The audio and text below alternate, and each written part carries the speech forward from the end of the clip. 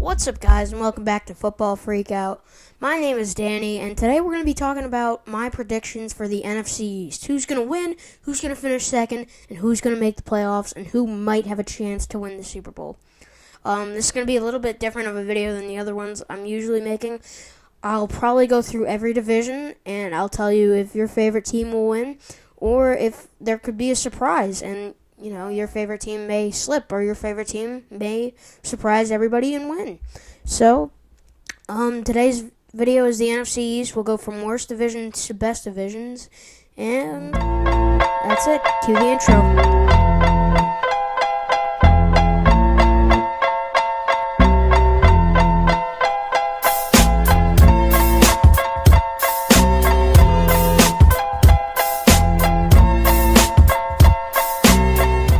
So the first team I'll talk about today is a team that finished last place in the division last year at 3-13. They were in fourth place, the Washington Redskins. Now, I think the best thing they could have done this offseason was to hire a new coach. They hired Ron Rivera. He is a very great coach. He's more of a defensive-minded coach, and that's good for Washington, considering that they've had a lot of offensive-minded coaches. And they haven't worked out. I think the Chase Young selection just strongholds a very good defensive line.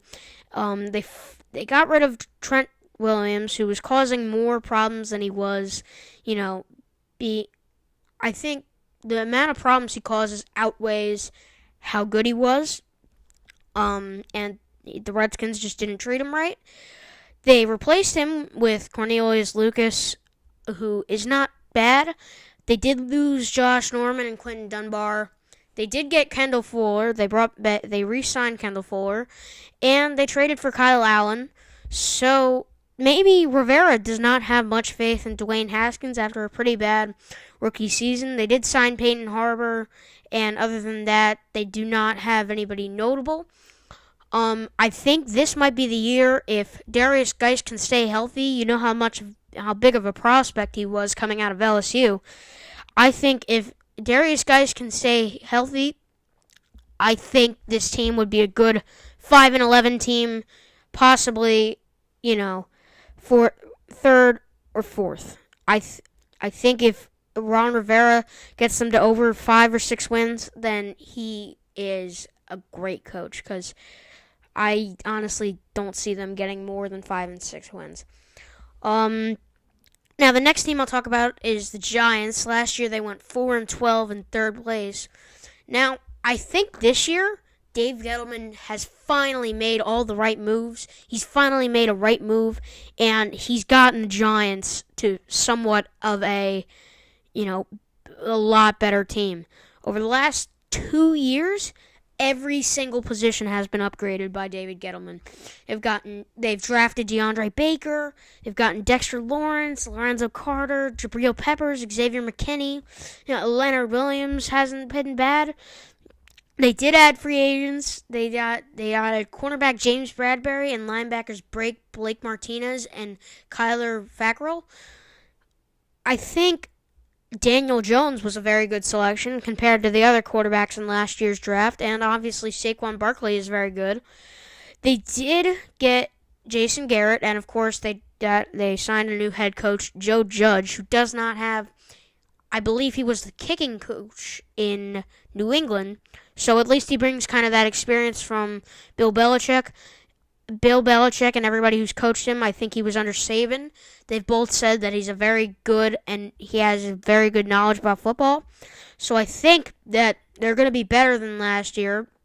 Nate Solder was horrible last year, so they don't have much of an offensive line to protect, other than they drafted rookie Andrew Thomas, and I thought that was a little too high at 4. I thought they were going to take Jedrick Wills, but hopefully he can be, he can open holes for Saquon Barkley, but other than him, there's not much on that offensive line.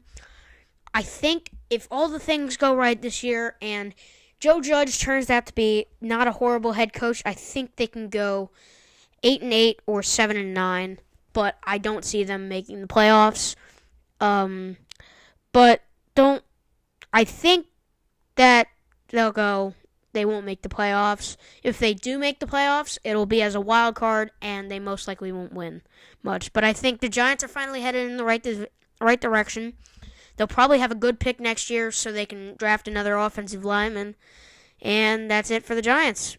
So, there. So the next team we're going to talk about are the Dallas Cowboys, who last season they were 8-8 and in second place. They were a huge disappointment last season, but I think just replacing Jason Garrett makes them a playoff team with Mike McCarthy. They have all the key players to return and be the NFL's number one offense again. I mean, the only acquisitions that they actually lost were Randall Cobb, who left for the Texans, Jason Witten, who left for the Raiders, and Travis Frederick, who retired. And the Cowboys won't need them to be amazing. Right now, I think Blake Jarwin can break out this season. I think Joe Looney was a very good move. Tyler Biadasz, who was just awesome in college and had no place in being there when the Cowboys drafted him, is a great move. And CeeDee Lamb dropped all the way to 17, and he'll obviously be a very big improvement, from Randall Cobb. And on defense, they did lose Robert Quinn, but they added Gerald McCoy and Dontari Poe. They did add Aldon Smith, who hasn't played in 5 years, I think, but he was very good. And Randy Gregory, who used to be very good, but has been suspended, but he has applied for reinstatement, so he might be coming back. They did get safety Clinton Dix, but they did lose Byron Jones, and they drafted Trevon Diggs in the second round. So I think the Cowboys this year, and also Dak is on a contract year, so if Dak does not succeed this year, then he'll probably be out, and they won't sign him back. So Dak will have all the motivation behind him. We know Zeke is a good player. We know Amari Cooper is a good player. Michael Gallup broke out last year. And that defense, his front seven, is amazing with Leighton Vander Esch. They have Aldon Smith now, all the guys I just named. They have Jalen Smith. And, they drafted Bradley Anae, who had no business being there in the 5th round either.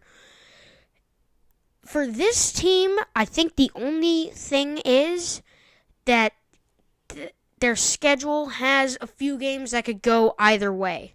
You see, the games they have against the games they have against the Cardinals, the games they have against, teams like the Ravens and the 49ers, they could definitely go either way, especially the games against the Vikings, the games against the Seahawks. They're not really not favored in any of these games. All these games should be very close, except for maybe the Ravens and maybe Seattle. But I think the Cowboys have the making of a great team this year. I think I have them at 11-5, 10-6, or possibly 12-4. They're gonna make the playoffs, and I think they'll win the division.